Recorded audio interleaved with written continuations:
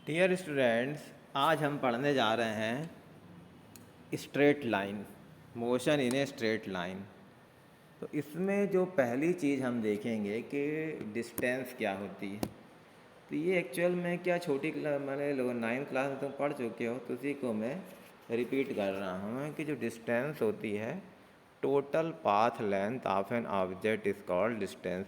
माने समझ लो तुम स्कूल से टेम्पल गए, फिर टेम्पल से उसका नाम क्या है मार्केट गए, तो स्कूल से टेम्पल तक की डिस्टेंस, फिर टेम्पल से मार्केट तक की पूरी डिस्टेंस जोड़ लो, वो डिस्टेंस कहलाता है, माने टोटल पाथ लेंथ कहलाता है। उसके बाद स्टूडेंट दूसरी चीज़ क्या होता है, तुम्हारा डिस्प्लेसमेंट होता है। अब स्टूडेंट क्या होता है, डिस्प्लेसमेंट क्या होता है, इधर ध्यान दो। तो ये डिस्टेंस हो गई तुम्हारी। डिस्प्लेसमेंट में क्या है, वही चीज़ में सपोज़ स्कूल से घर गए, घर से मार्केट गए, तो तुम्हें ये डिस्टेंस पूरी जोड़ना नहीं है डिस्प्लेसमेंट में कि स्कूल से घर तक की, भी घर से मार्केट तक की, सीधे स्कूल से मार्केट तक की सीधी जो डिस्टेंस स्ट्रेट लाइन, वो तुम्हारा डिस्प्लेसमेंट कहलाता। माने फाइनली तुम कहाँ पहुँचे थे, मार्केट। मार्केट स्कूल के बीच की शॉर्टेस्ट डिस्टेंस, माने सीधी लाइन बिल्कुल खींच दो वहाँ से। ये मत देखो कि कौन सी रोड से जाना, भले वो बिल्डिंग बीच में पड़ रही उसको तोड़ते हुए निकल जाओ, सीधे जो शॉर्टेस्ट डिस्टेंस होती है फाइनल और इनिशियल पॉइंट के बीच, उसको डिस्प्लेसमेंट बोलते हैं। स्पीड क्या होती है, कुछ नहीं करना है, 1 सेकेंड में जो भी ऑब्जेक्ट जितनी डिस्टेंस ट्रेवल करता है उसको स्पीड बोलते हैं।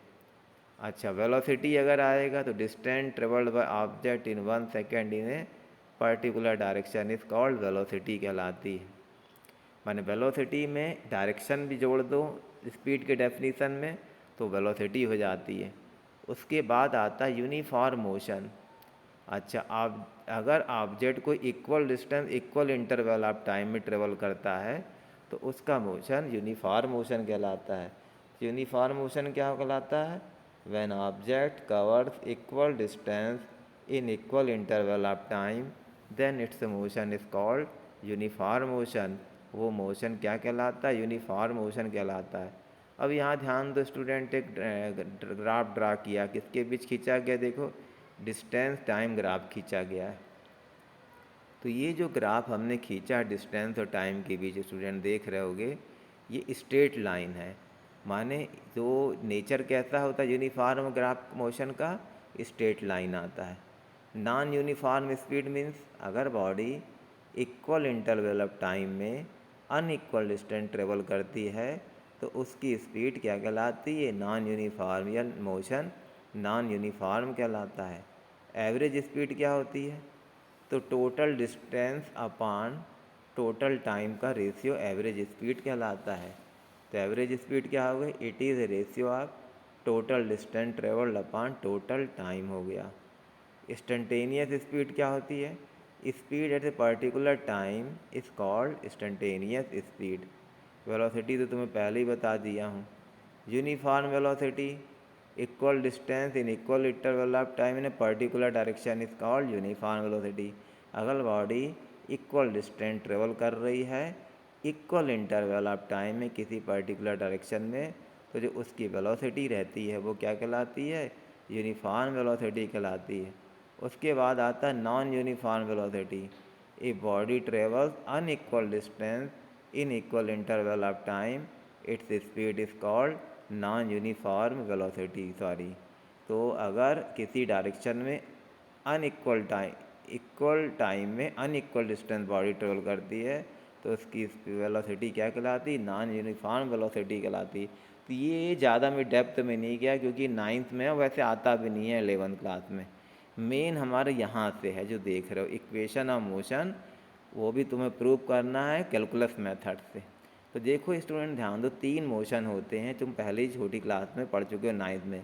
एक होता है v equal to u plus a t होता है, यहाँ u इनिशियल वेलोसिटी है, v फाइनल वेलोसिटी है और t टाइम है। दूसरा इक्वेशन क्या है तुम्हारा, s equal to u t plus half a t square है, यहाँ u इनिशियल वेलोसिटी है, t टाइम है, a यूनिफॉर्म एक्सेलरेशन है और s डिस्टेंस डिस्प्लेसमेंट है।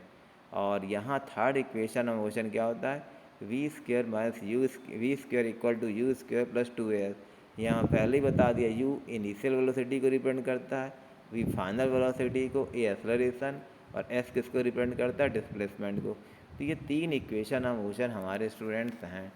अब इसमें ध्यान दो, जो पहला इक्वेशन ऑफ मोशन को हम प्रूव किए हैं, तो फार्मूला एक्सेलरेशन क्या होता है, rate of change of velocity होता है। तो स्टूडेंट ध्यान दो, मैंने d v by d t लिखा, डी वी माने चेंज इन वेलोसिटी और डी टी माने चेंज इन टाइम। तो change in velocity upon change in time क्या होता है, एक्सेलरेशन। तो डिफ्रेंसीसन में हम d v by d t लिखते हैं, एक्सेलरेशन को हमेशा याद रखना। अच्छा, अब हमने क्या किया, डी टी को मल्टीप्लाई करके राइट हैंड साइड में ले गए और डी वी को लेफ्ट हैंड साइड में, दोनों साइड की हमने लिमिट ले ली, लेफ्ट साइड में यू से वी और राइट हैंड साइड की लिमिट 0 to t ले ली। अच्छा, वन डी वी, तो वन का डिफ्रेंसीसन वन होगा, वन का डिफ्रेंसीसन क्या होगा, वी होगा, सॉरी वन का डिफरेंस इंटीग्रेशन, सॉरी क्योंकि इंटीग्रेशन का साइन है, तो वन का इंटीग्रेशन वी हो गया। फिर लिमिट लगा लो, लिमिट जैसे ही लगाओगे वी में, तो पहले क्या लगाओगे, वी की जगह वी रखोगे, फिर माइनस साइन, फिर वी की जगह यू रखोगे। ऐसे राइट हैंड साइड में देखो बच्चों, ए बाहर आ गया, वन बचा अंदर, वन का इंटीग्रेशन टी होता है, तो ए टी हो गया। अब देखो टी, पहले अपर लिमिट रखेंगे ऊपर वाली टी की जगह टी, फिर माइनस टी की जगह 0 रख देंगे, तो आंसर क्या आएगा, ए टी। तो v equal to u plus a t हो गया। अगला देखो, सेकंड देखो, v equal to d s upon d t लिखा है। सेकंड इक्वेशन के लिए हमने ये फार्मूला यूज़ करना पड़ेगा। तो distance, change in distance upon change in time, D S का मतलब क्या होता है, चेंज इन डिस्टेंस, और डी टी का मतलब क्या होता है, चेंज इन टाइम। तो change in distance upon change in time का रेशियो क्या कहलाता है, वेलोसिटी कहलाता है। तो यहाँ वी डी टी आ गया, डी एस इक्वल टू, अब दोनों साइड का हमने इंटीग्रेशन ले लिया। अब इधर ध्यान दो स्टूडेंट, वन का इंटीग्रेशन क्या हो जाएगा, एस। अच्छा, वी का, वी की जगह पहला इक्वेशन था ना, v equal to u plus a t, वो वी की वैल्यू यहाँ रख दो, पहले यू प्लस ए टी रख दिए।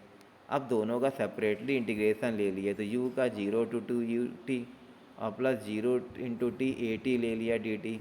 तो अब देखो 0 to t यू टी लिखा, तो यू बाहर आ गया, वन का इंटीग्रेशन क्या हो जाएगा, टी, तो यू टी हो गया प्लस अब देखो ए को बाहर ले लिए, वन बचा, टी बचा, टी का इंटीग्रेशन टी स्क्वायर होता है बाय 2 होता है, तो बचा क्या, half a t square. Limit आएगी 0 to t, तो एक बार टी की जगह टी रखोगे, एक बार 0 रखोगे, तो ये आंसर आ जाएगा तुम्हारा। तीसरा इक्वेशन ऑफ मोशन ये लिखा, देखो तीसरा ये हम प्रूव करेंगे, v square equal to u square plus 2as।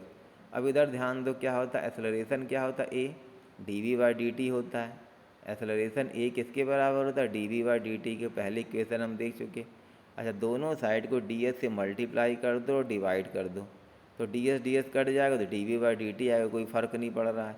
तो अब देखो यहाँ पे देखो बेटा, D s upon d T जो है वो वी होता है, वेलोसिटी, तो वी अलग कर दिया, बचा क्या, d v by d s बचा।